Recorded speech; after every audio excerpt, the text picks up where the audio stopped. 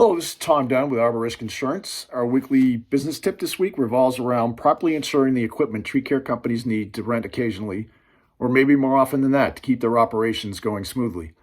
There are insurance considerations if you decide to lend your valuable equipment to an employee that we will also cover in this article. There are a number of reasons you may need to rent a piece of equipment. For example, if your piece of equipment is out of commission because of mechanical issues or because of an accident, or you just don't have the right piece of equipment for a particular job.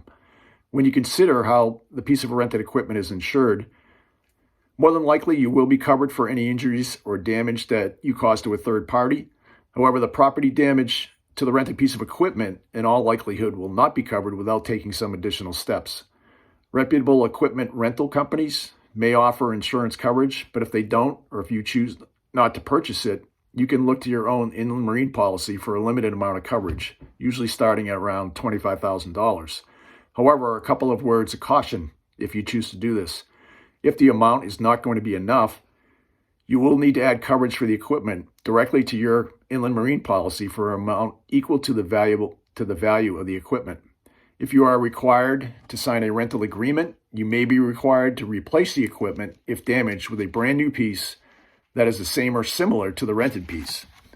Inland marine policies are usually provided on an actual cash basis, meaning they don't pay replacement costs, and this could mean that you would have to cover any difference between the two numbers, which can be significant.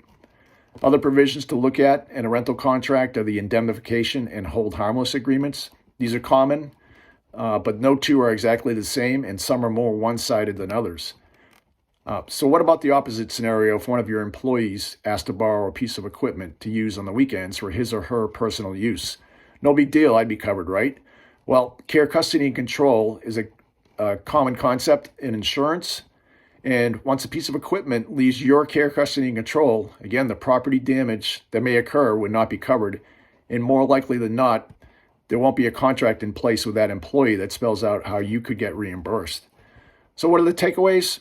Number one, make sure you read and understand any rental contract for equipment you are signing. Number two, talk to your agent to make sure you have adequate coverage under your inland marine policy. And number three, you really shouldn't get into the habit of allowing employees to borrow company equipment.